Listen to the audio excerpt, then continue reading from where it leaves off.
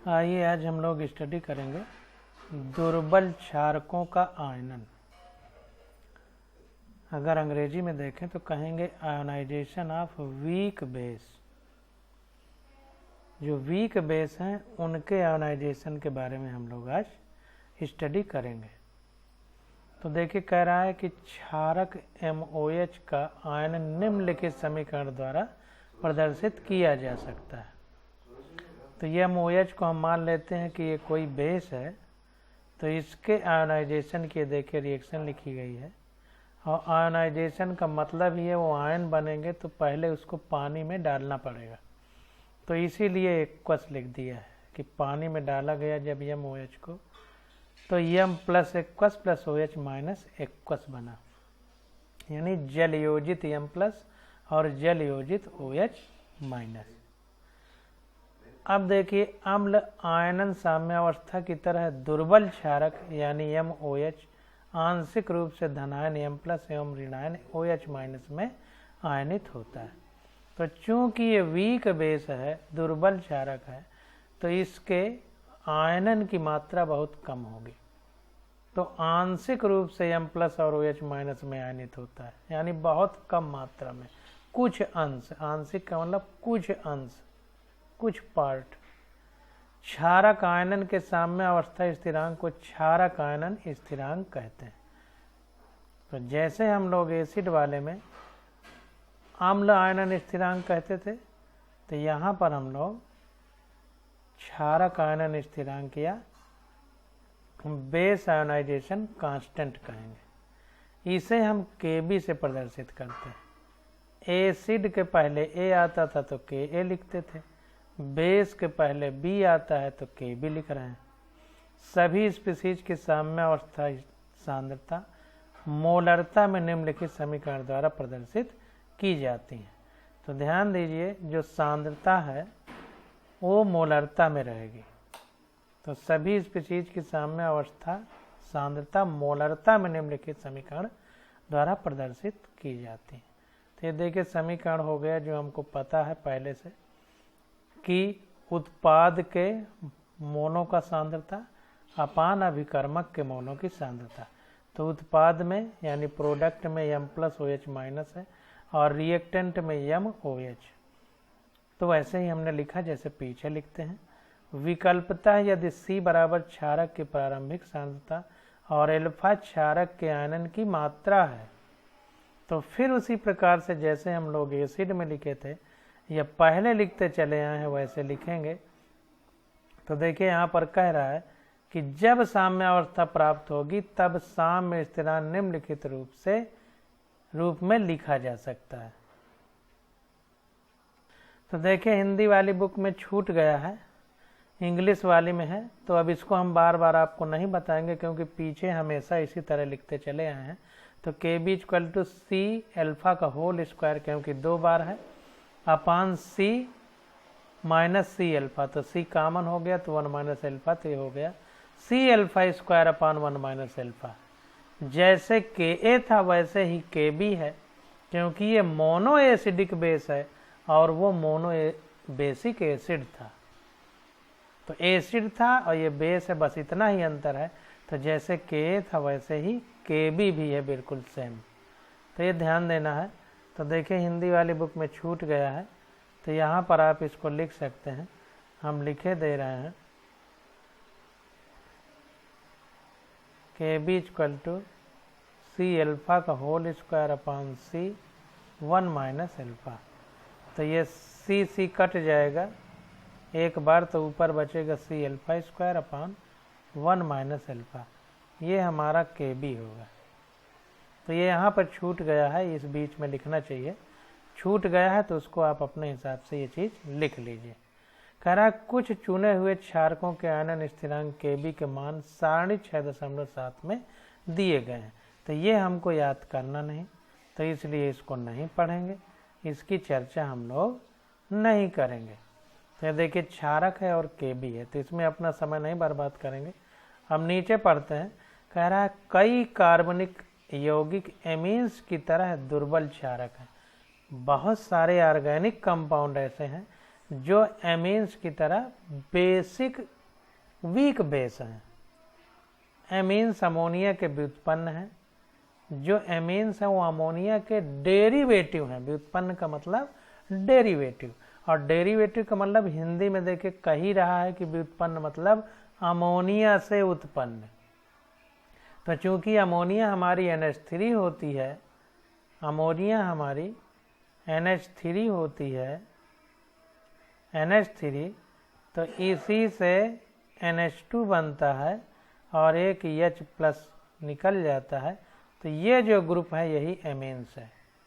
तो इसलिए कह रहा है कि अमोनिया के व्युत्पन्न है, यानी अमोनिया से उत्पन्न हुए, जिनमें एक या अधिक हाइड्रोजन परमाणु अन्य समूहों द्वारा प्रतिस्थापित होते हैं। जैसा हमने आपको बताया अभी कि H+ निकाला है, तो वो H+ कोई दूसरा ऐसा होगा जो इसको प्रतिस्थापित कर देगा।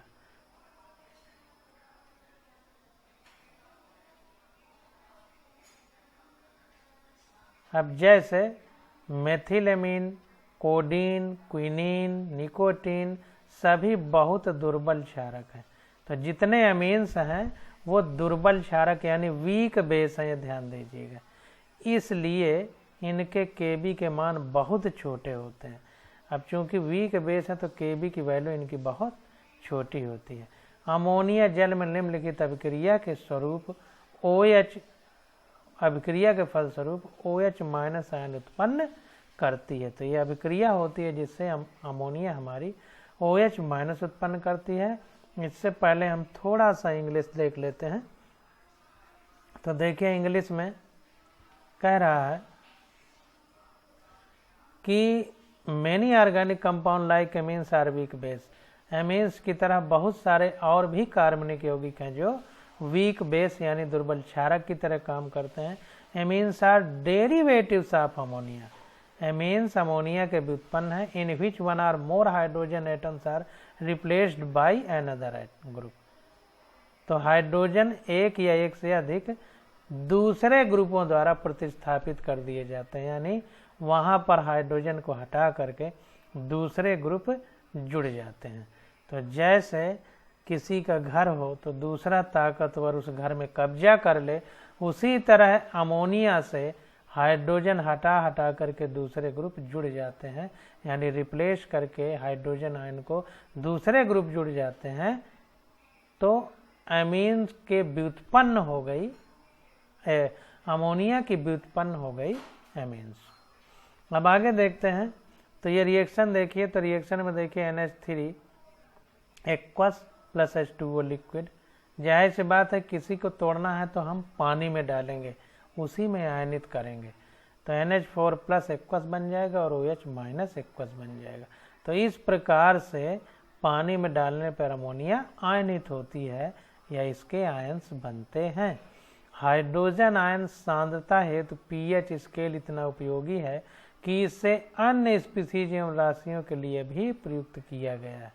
तो ध्यान दीजिए कि हाइड्रोजन आयन की जो सांद्रता है वो pH हेतु बहुत ज़्यादा उपयोगी, क्योंकि pH का मान ही होता है फार्मूला pH = log H+ या H+ = log pH 10⁻⁻⁻. तो ये फार्मूले ही हैं। तो जाहिर सी बात है कि जो हाइड्रोजन आयन है इसकी कंसंट्रेशन pH के लिए बहुत महत्वपूर्ण है। तो अब यहाँ पर देखिए pKb = log Kb लिख सकते हैं हम यहाँ पर, जैसे ऊपर हमने एसिड के लिए लिखा था।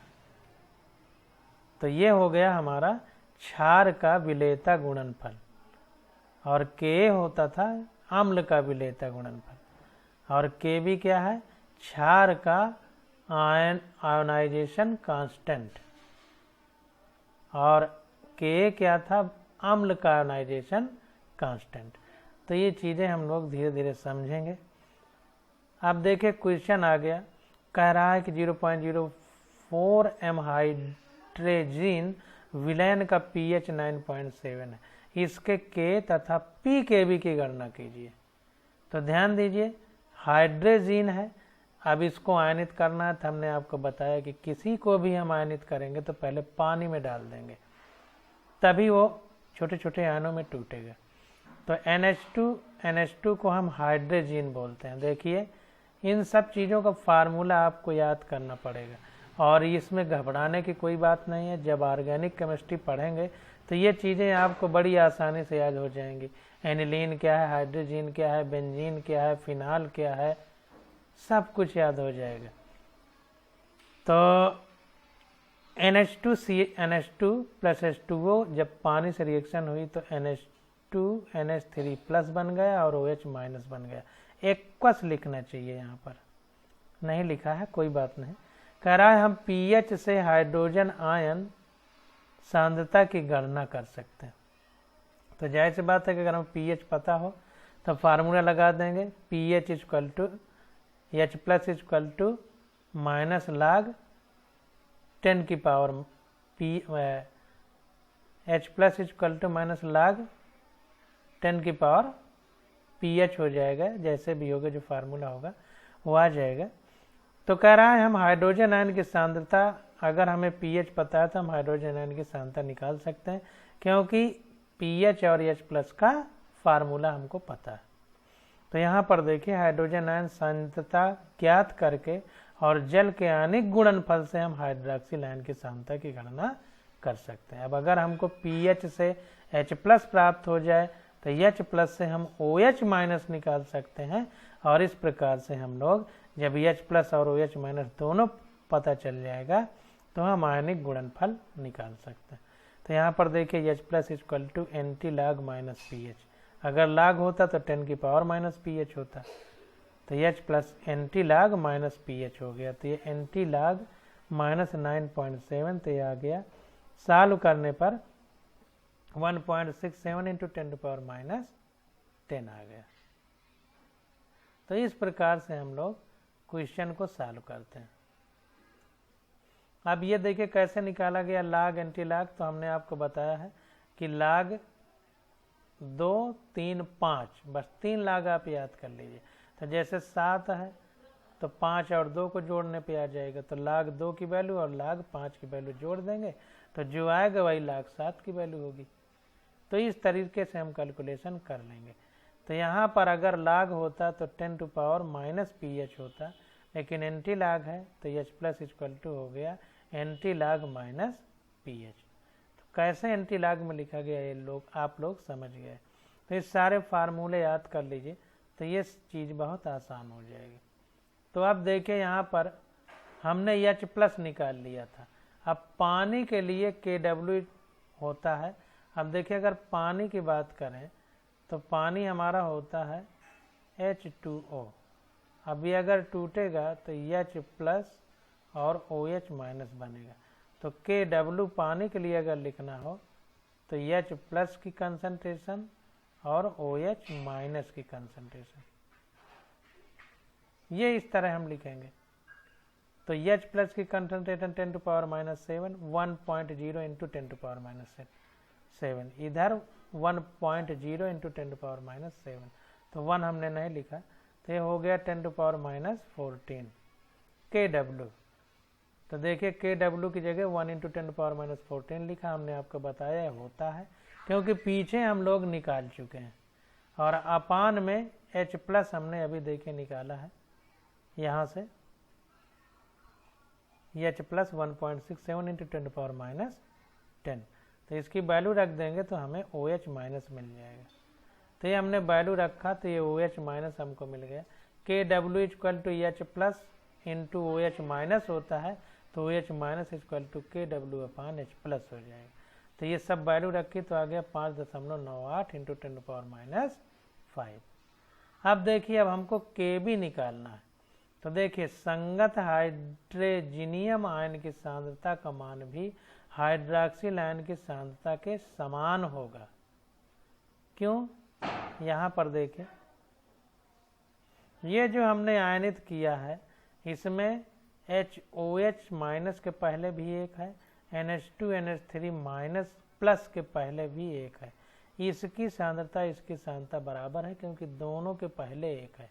इसलिए OH माइनस आयन की जो सांद्रता होगी वही हाइड्रोजीनियम आयन की भी वही सांद्रता होगी।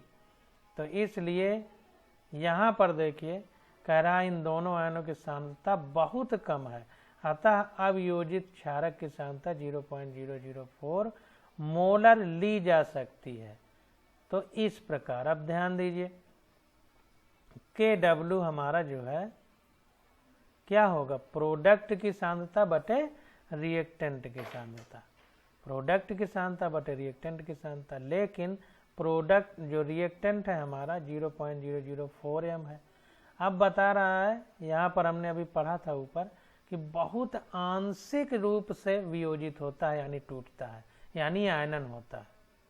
तो जाहिर सी बात है कि जब बहुत आंशिक टूटेगा तो ये वैल्यू इतना कम चेंज होगी कि हम इतना ही रख सकते हैं, मतलब इतना कम परिवर्तन होगा करोड़ों अरबों में, तो इसलिए निगेटिव में करोड़ों अरबों में, तो इसलिए हम इसको वैसे ही लिख सकते हैं।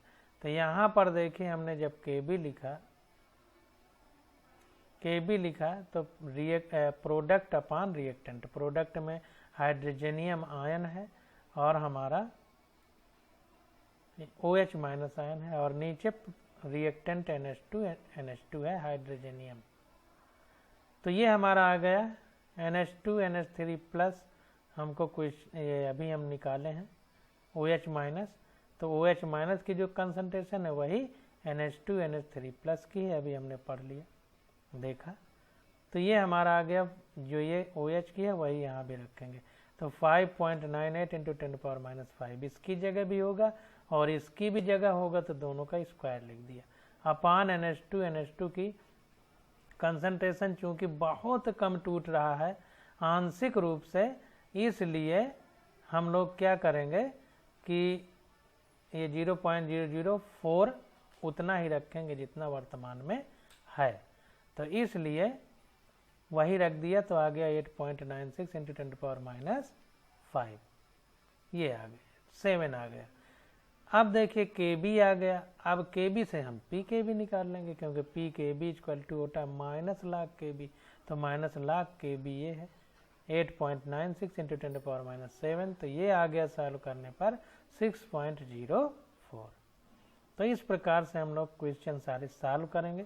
अब आगे देखते हैं, कह रहा है कि 0.2 मोलर NH4Cl तथा 0.1 मोलर NH3 के मिश्रण से बने विलयन के pH की गणना कीजिए। NH3 विलयन के Pkb हमको दिया है 4.75 है। तो अब ध्यान दीजिए NH4Cl और NH3 को आपस में मिला दिया गया है, तो उसके लिए हमको pH बताना है और NH3 के लिए Pkb दे दिया है 4.75।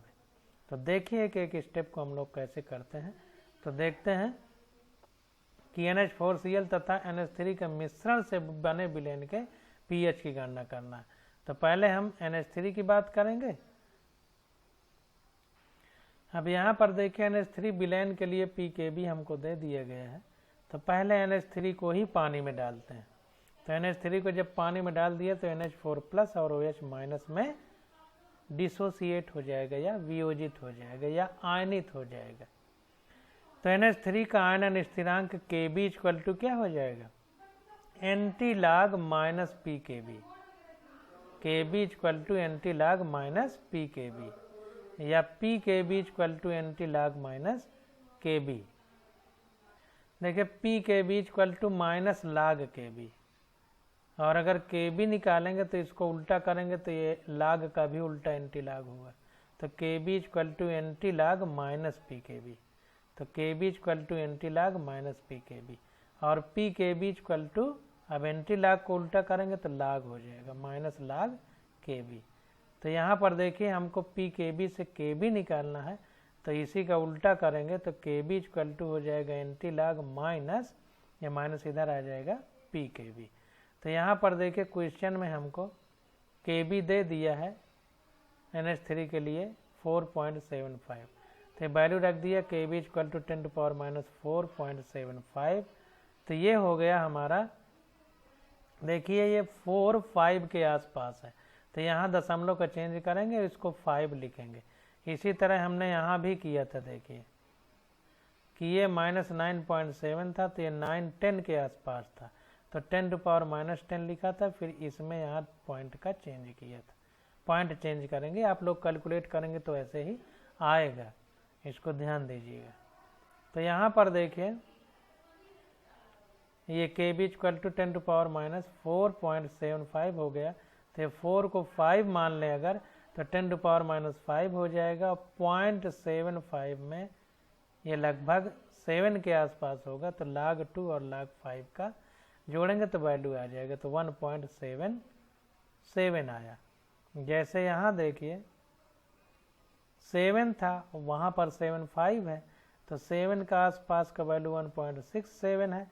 तो यहाँ पर देखिए 0.75 है, तो 1.67 उसमें था, इसमें देखिए 0.77 है, थोड़ा सा अंतर, इंटू 10⁻⁵। तो ये हमारा KB निकल आया।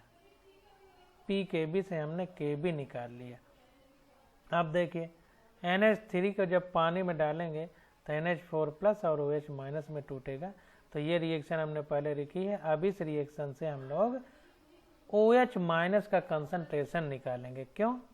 इसलिए निकालेंगे क्योंकि इन दोनों के मिश्रण का pH निकालना है। तो जब OH निकलेगा तो उसी से H+ पता चलेगा, उसी से pH पता चलेगा। तब इस तरीके से हम लोग यहाँ से OH निकालने का प्रयास करेंगे। पानी में डाल दिया NH3 को, तो NH4+ और OH- में टूट गया, तो प्रारंभिक सांद्रता 0.1 m NH3 है, तो 0.10 लिखा है, वो एक ही बात है।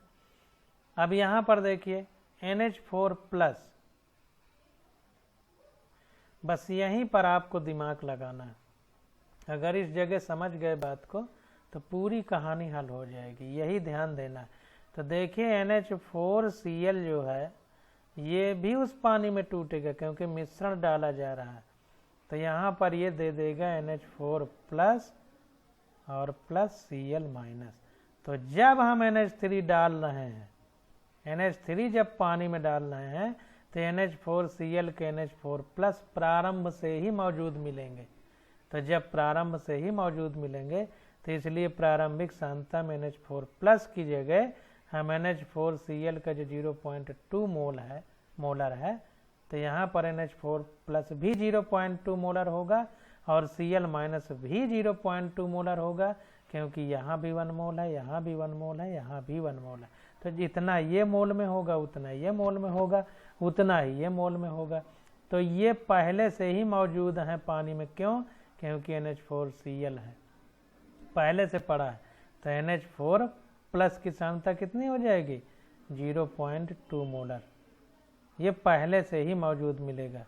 तो इसलिए यहाँ पर प्रारंभिक में पहले ही NH4+ में हमने 0.20 मोल लिख दिया, और ये OH- 0 रहेंगे क्योंकि NH3 तो डाला नहीं गया, तो OH- नहीं बनेंगे। प्रारंभ में केवल NH4Cl था। तो इस प्रकार से साम्यावस्था पर अब क्या होगा, तो ये हमारा साम्यावस्था पर ये X हो जाएगा, साम्यावस्था पर ये भी 1 मोल है तो इसे भी X मानेंगे, और साम्यावस्था पर जब ये X है, दाएं वाला पॉजिटिव है तो इसको माइनस में X मानेंगे, और जितने मोल रहेंगे उतना ही। तो सब एक एक मोल हैं तो इसको X माना है तो इसको भी X मानेंगे, और इधर वाले दाएं तरफ वाले यानी प्रोडक्ट वाले पॉजिटिव तो इधर वाले नेगेटिव लिखेंगे।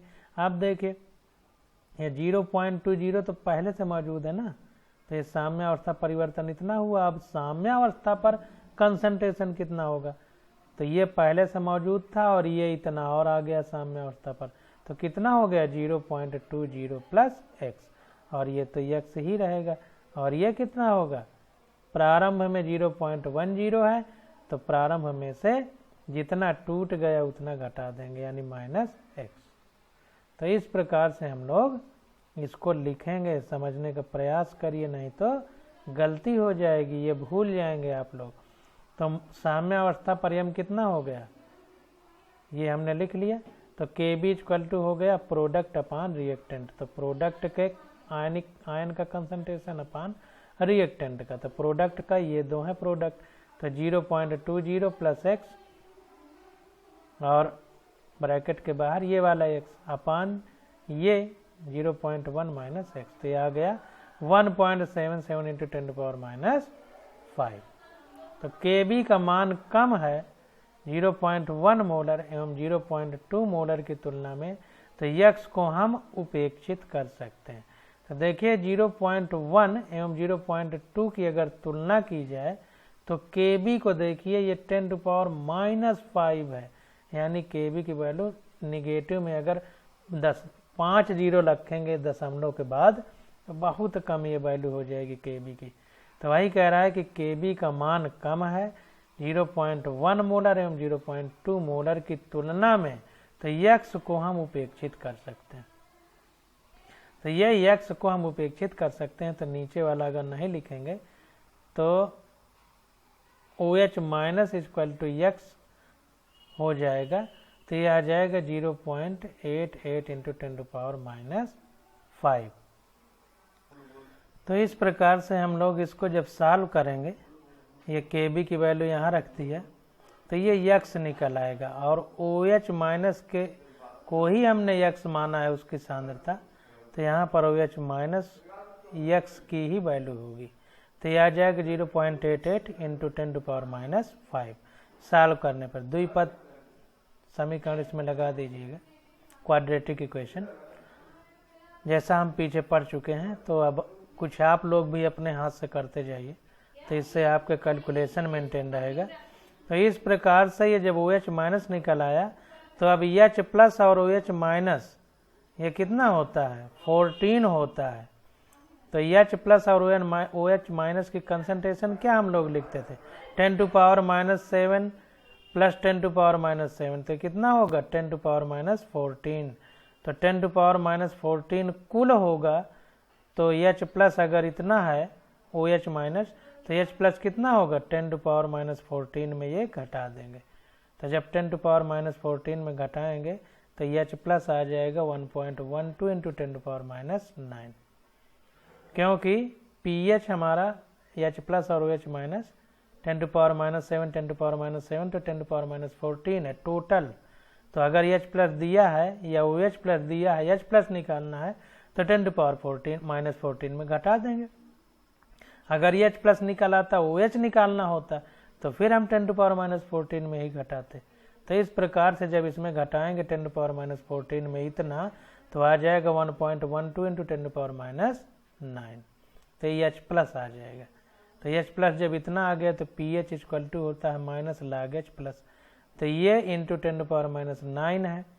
तो इसको जब मेंटेन करेंगे तो ये देखिए 9 में से कुछ घटेगा, तो 9 में से जब कुछ घटेगा तो ये लगभग 8.95 आ जाएगा, मतलब 9 के आसपास रहेगा। और ये वैल्यू कुछ घटेगी तो 9 से ज़रा सा कम, तो देखिए 0.05 केवल अंतर पड़ा है इस वैल्यू का। तो pH आ गया हमारा 8.95। अब आगे आ जाता है Ka और Kb में संबंध, तो इसकी स्टडी हम लोग अगले लेक्चर में करेंगे। आज बस यहीं तक।